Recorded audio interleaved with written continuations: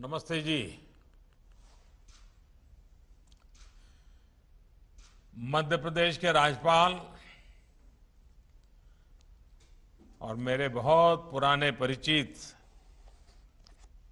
श्री मंगूभाई पटेल, जिन्होंने अपना पूरा जीवन आदिवासियों के कल्याण में, जनजातीय समूह समाज के उत्कर्ष के लिए उन्होंने पूरा जीवन अपना खपा दिया, ऐसे मध्य प्रदेश के राज्यपाल श्रीमान मंगूभाई, मुख्यमंत्री श्रीमान शिवराज सिंह, राज्य सरकार के सभी अन्य मंत्रीगण, सांसदगण, विधायक साथी और मध्य प्रदेश के अलग अलग हिस्सों से जुड़े सभी बहनों और भाइयों, प्रधानमंत्री गरीब कल्याण अन्न योजना के तहत हो रहे इस अन्न वितरण के लिए आप सभी को बहुत बधाई। करीब 5 करोड़ लाभार्थियों को आज मध्य प्रदेश में इस योजना के एक साथ पहुंचाने का बड़ा अभियान चल रहा है। ये योजना तो नई नहीं है। कोरोना जब शुरू हुआ 1-1.25 साल पहले, तब से इस देश के 80 करोड़ से ज्यादा गरीबों के घर में मुफ्त में राशन पहुंचा रहे हैं। लेकिन मुझे कभी जाकर के गरीबों के बीच में बैठ करके बात करने का मौका नहीं मिला था। आज मध्य प्रदेश सरकार ने मुझको आप सबके दर्शन करने का सौभाग्य दिया। आज मैं दूर से सही, लेकिन मेरे गरीब भाइयों बहनों के दर्शन कर रहा हूं, उनके आशीर्वाद प्राप्त कर रहा हूं, और उसके कारण मुझे गरीबों के लिए कुछ न कुछ करते रहने की ताकत मिलती है।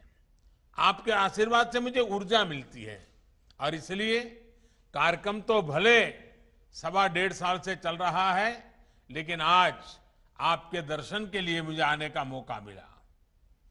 अभी मैं हमारे मध्य प्रदेश के कुछ भाइयों बहनों से बात कर रहा था कि इस संकट काल में सरकार से जो मुफ्त अनाज मिला है, वो हर परिवार के लिए बड़ी राहत बन करके आया है। उनकी बातों में एक संतोष दिखता था, विश्वास नजर आ रहा था। हालांकि ये दुखद है कि आज एमपी के अनेक जिलों में बारिश और बाढ़ की परिस्थितियां बनी हुई हैं। अनेक साथियों के जीवन और आजीविका दोनों प्रभावित हुए हैं। मुश्किल की इस घड़ी में भारत सरकार और पूरा देश मध्य प्रदेश के साथ खड़ा है। शिवराज जी और उनकी पूरी टीम खुद भी मौके पर जाकर राहत और बचाव काम को तेजी से कर रही है। एनडीआरएफ हो, केंद्रीय बल या फिर हमारे एयरफोर्स के जवान, हर प्रकार की मदद इस स्थिति से निपटने के लिए राज्य सरकार को जो कुछ भी जरूरत है, वो सारी मदद उपलब्ध कराई जा रही है। भाइयों और बहनों, आपदा कोई भी हो, उसका असर बहुत व्यापक होता है, दूरगामी होता है। कोरोना के रूप में तो पूरी मानवता पर 100 साल में सबसे बड़ी आपदा आई है। पिछले 100 साल में दुनिया के किसी देश ने ऐसी मुसीबत नहीं देखी। पिछले साल की शुरुआत में जब कोरोना संक्रमण फैलना शुरू हुआ, तो पूरी दुनिया का ध्यान तुरंत अपनी स्वास्थ्य सुविधाओं की तरफ गया। हर कोई अपनी मेडिकल सुविधाओं को सशक्त करने में जुट गया। लेकिन इतनी ज्यादा आबादी वाले हमारे भारत के लिए तो ये चुनौती बाकी दुनिया से और भी बड़ी मानी जा सकती है, क्योंकि हमारी आबादी भी बहुत है। हमें कोरोना से बचाव और इलाज के लिए मेडिकल इंफ्रास्ट्रक्चर तो तैयार करना ही था। इस संकट से उपजी दूसरी मुश्किलों को भी हल करना था। कोरोना से बचाव के लिए दुनिया भर में काम रोका गया, आने जाने पर रोक लग गई। इस उपाय से भारत के सामने अनेक और संकट खड़े होने ही थे। इन संकटों पर भी भारत ने, हम सब ने एक साथ मिलकर के काम किया। हमें करोड़ों लोगों तक मुफ्त राशन पहुंचाना था ताकि भुखमरी की स्थिति ना बने। हमारे बहुत सारे साथी गांवों से कामकाज के लिए शहर जाते हैं। हमें उनके खाने पीने, रहन सहन का प्रबंध भी करना था और फिर गांव लौटने पर उनके लिए उचित रोजगार भी सुनिश्चित करना था। ये सारी समस्याएं एक साथ हिंदुस्तान के हर कोने में हमारे सामने थी, जिन्होंने बाकी दुनिया की अपेक्षा भारत की लड़ाई को और भारत के सामने पैदा हुई चुनौती को कई गुना अधिक चुनौतीपूर्ण बना दिया। लेकिन साथियों, चुनौती कितनी ही बड़ी क्यों न हो, जब देश एकजुट होकर उसका मुकाबला करता है तो रास्ते भी निकलते हैं, समस्या का समाधान भी होता है। कोरोना से उपजे संकट से निपटने के लिए भारत ने अपनी रणनीति में गरीब को सर्वोच्च प्राथमिकता दी। प्रधानमंत्री गरीब कल्याण अन्न योजना हो या फिर प्रधानमंत्री गरीब कल्याण रोजगार योजना, पहले दिन से ही गरीबों और श्रमिकों के भोजन और रोजगार की चिंता की गई। इस पूरे कालखंड में 80 करोड़ से अधिक देशवासियों को मुफ्त राशन पहुंचाया गया है। सिर्फ गेहूं, चावल और दाल ही नहीं, बल्कि लॉकडाउन के दौरान हमारे 8 करोड़ से अधिक गरीब परिवारों को गैस सिलेंडर भी मुफ्त दिया गया। 80 करोड़ लोगों को अनाज, 8 करोड़ लोगों को गैस भी। यही नहीं, लगभग 20 करोड़ से अधिक बहनों के जनधन बैंक खाते में लगभग 30,000 करोड़ रुपए सीधे कैश ट्रांसफर भी किए गए। श्रमिकों और किसानों के बैंक खातों में भी हजारों करोड़ रुपए जमा किए गए। अभी 2 दिन बाद ही 9 अगस्त को करीब करीब 10-11 करोड़ किसान परिवारों के बैंक खाते में फिर से हजारों करोड़ रुपए सीधे ट्रांसफर होने वाले हैं। साथियों, इन सारे प्रबंधों के साथ साथ भारत ने मेड इन इंडिया वैक्सीन पर भी पूरा जोर लगाया। यही कारण है कि आज भारत के पास अपनी वैक्सीन है। ये वैक्सीन प्रभावी भी है, सुरक्षित भी है। कल ही भारत ने 50 करोड़ वैक्सीन डोज लगाने के बहुत अहम पड़ाव को पार किया है। दुनिया में ऐसे अनेक देश हैं जिनकी कुल संख्या से भी अधिक टीके भारत एक सप्ताह में लगा रहा है। ये नए भारत का, आत्मनिर्भर होते भारत का नया सामर्थ्य है। कभी हम बाकी दुनिया से पिछड़ जाते थे, आज हम दुनिया से कई कदम आगे हैं। आने वाले दिनों में टीकाकरण की इस गति को हमें और तेज करना है। साथियों, कोरोना से बने हालात में भारत आज जितने मोर्चों पर एक साथ निपट रहा है, वो हमारे देश के सामर्थ्य को दिखाता है। आज दूसरे राज्यों में काम कर रहे श्रमिकों की सुविधा के लिए one nation one ration card की सुविधा दी जा रही है। बड़े शहरों में श्रमिकों को झुग्गियों में ना रहना पड़े, इसके लिए उचित किराए की योजना लागू कर दी गई है। हमारे रेहड़ी पटरी और ठेला चलाने वाले भाई बहन, हमारे इन साथी फिर से अपना काम धंधा शुरू कर सके, इसके लिए पीएम स्वनिधि के तहत उन्हें बैंक से सस्ता और आसान ऋण उपलब्ध कराया जा रहा है। हमारा कंस्ट्रक्शन सेक्टर, हमारा इंफ्रास्ट्रक्चर सेक्टर रोजगार का एक बहुत बड़ा माध्यम है। इसलिए पूरे देश में इंफ्रास्ट्रक्चर के प्रोजेक्ट पर लगातार तेजी से काम चल रहा है।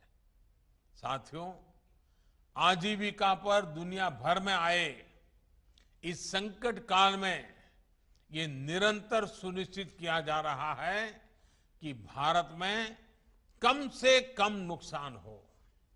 इसके लिए बीते साल में अनेक कदम उठाए गए हैं और निरंतर उठाए जा रहे हैं।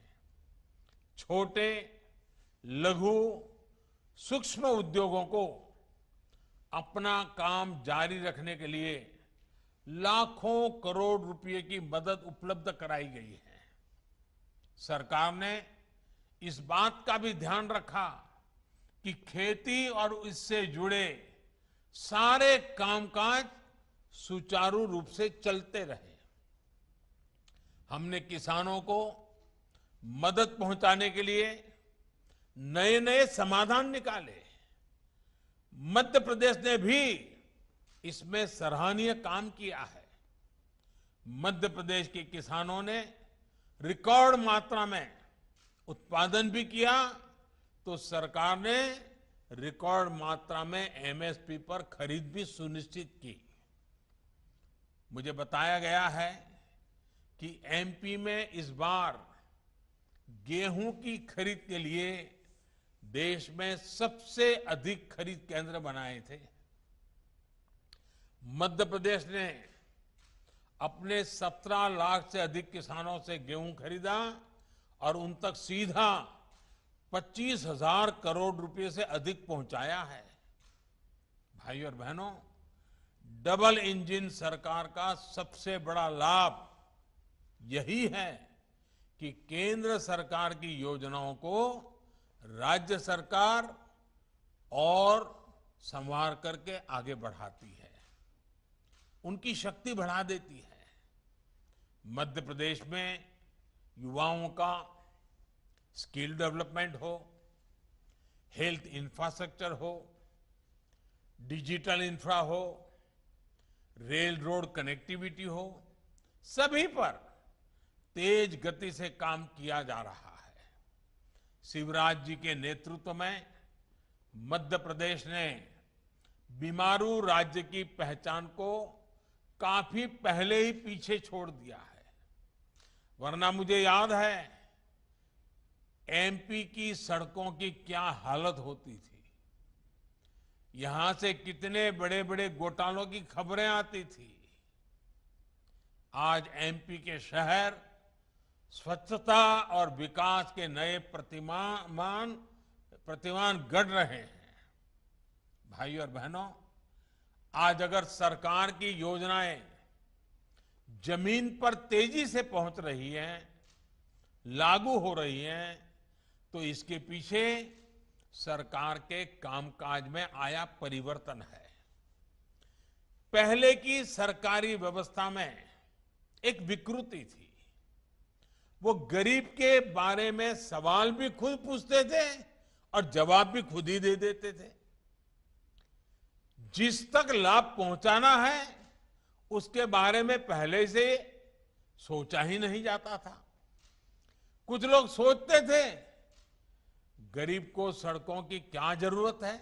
अब देखिए, आपने सुना होगा ये सब, ऐसा कहा जाता था तो गरीबों को सड़कों की क्या जरूरत है, उसको तो पहले रोटी चाहिए। कुछ लोग ये भी कहते थे कि गरीब को गैस की क्या जरूरत है, खाना तो वो लकड़ी के चूल्हे से भी बना लेगा। एक सोच ये भी थी कि जिसके पास रखने के लिए पैसा ही नहीं, वो बैंक खाते की क्या करेगा, बैंक खातों के पीछे क्यों लगे हो। प्रश्न ये भी किया जाता था कि गरीब को ऋण दे दिया तो उसको चुकाएगा कैसे। दशकों तक ऐसे ही सवालों ने गरीबों को सुविधाओं से दूर रखा। ये एक प्रकार से कुछ न करने का बड़ा बहाना बन गया था। ना गरीब तक सड़क पहुंची, ना गरीब को गैस मिली, न गरीब को बिजली मिली, न गरीब को रहने के लिए पक्का घर मिला, न गरीब का बैंक खाता खुला, न गरीब तक पानी पहुंचा। परिणाम ये हुआ कि गरीब मूल सुविधाओं से दशकों तक वंचित रहा और छोटी छोटी जरूरत के लिए गरीब दिन भर जद्दोजहद करता रहा। अब इसको हम क्या कहेंगे। मुंह में तो दिन में 100 बार गरीब शब्द बोलते थे, गरीब के गाने गाते थे, गरीब के गीत गाते थे, लेकिन व्यवहार ये था, ऐसी चीजों को हमारे यहां पाखंड कहा जाता है। पाखंड। ये सुविधा तो देते ही नहीं थे, लेकिन गरीब से झूठी सहानुभूति जरूर जताते थे। लेकिन जमीन से उठे हम लोग, जो हम आप ही के लोगों के बीच से आए हैं, आपके सुख दुख को निकट से अनुभव किया है, हम आप ही के बीच से आए हैं और इसलिए हमने आप जैसे लोगों को काम करने का तरीका अलग रखा है। हम तो ऐसे ही व्यवस्था की मार झेल करके खड़े हुए हैं। इसलिए बीते वर्षों में गरीब को ताकत देने का, सही मायने में सशक्तिकरण का प्रयास किया जा रहा है। आज जो देश के गांव-गांव में सड़कें बन रही हैं, उनसे नए रोजगार बन रहे हैं, बाजारों तक किसानों की पहुंच सुलभ हुई है, बीमारी की स्थिति में गरीब समय पर अस्पताल पहुंच पा रहा है। देश में गरीबों के जो जनधन खाते खुलवाए गए, उन खातों के खुलने से गरीब बैंकिंग सिस्टम से जुड़ गया। आज उसको बिचौलियों से मुक्त लाभ सीधा मिल रहा है, आसान ऋण मिल रहा है, पक्का घर, बिजली, पानी, गैस और शौचालय की सुविधा ने गरीबों को सम्मान दिया है, आत्मविश्वास दिया है, अपमान और पीड़ा से मुक्ति दी है। इसी प्रकार मुद्रा लोन से आज ना सिर्फ करोड़ों स्वरोजगार चल रहे हैं, बल्कि वो दूसरों को भी रोजगार दे रहे हैं। साथियों, जो कहते थे कि गरीब को डिजिटल इंडिया से, सस्ते डेटा से, इंटरनेट से कोई फर्क नहीं पड़ता, वो आज डिजिटल इंडिया की ताकत को अनुभव कर रहे हैं।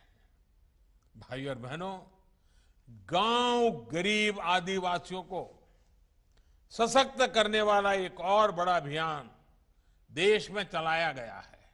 ये अभियान हमारे हस्तशिल्प को, हथकरघे को, कपड़े की हमारी कारीगरी को प्रोत्साहित करने का है।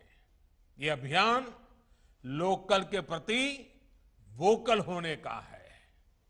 इसी भावना के साथ आज देश राष्ट्रीय हथकरघा दिवस, नेशनल हैंडलूम डे मना रहा है। और जब हम आजादी के 75 वर्ष मना रहे हैं, आजादी का अमृत महोत्सव मना रहे हैं, तब ये 7 अगस्त का महत्व और बढ़ जाता है। आज हम सब याद रखें, आज 7 अगस्त के ही दिन 1905 में स्वदेशी आंदोलन की शुरुआत हुई थी। इसी ऐतिहासिक दिन से प्रेरणा लेते हुए 7 अगस्त की तारीख को हथकरघा को समर्पित किया गया है।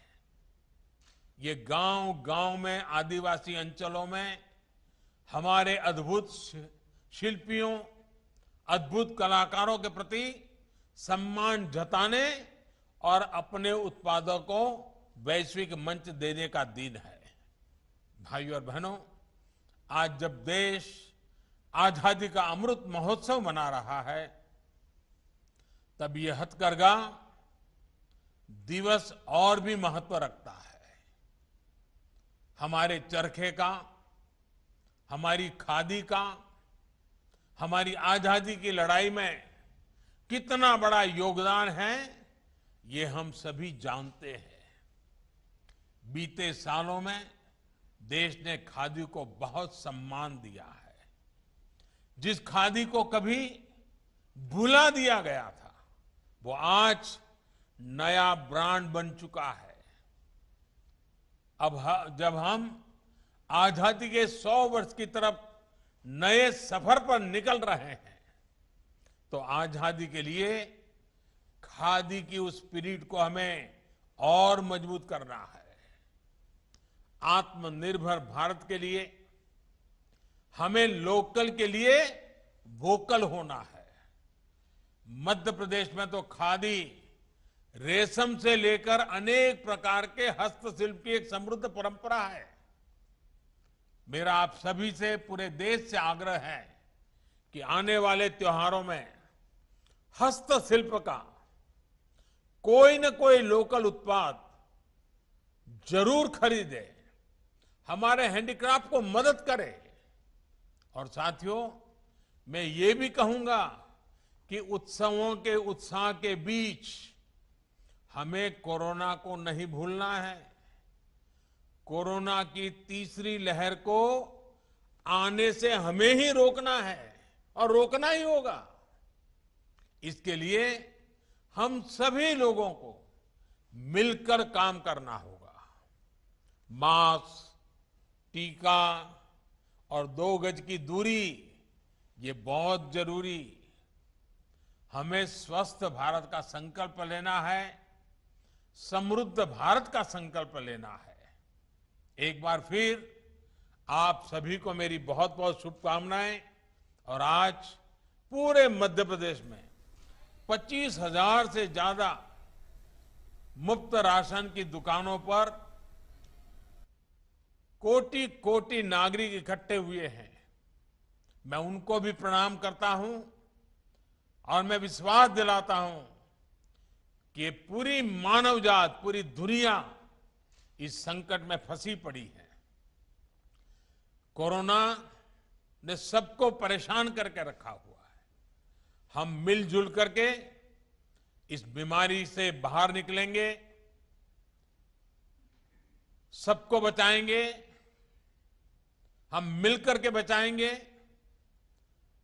सभी नियमों का पालन करते हुए इस विजय को पक्का करेंगे।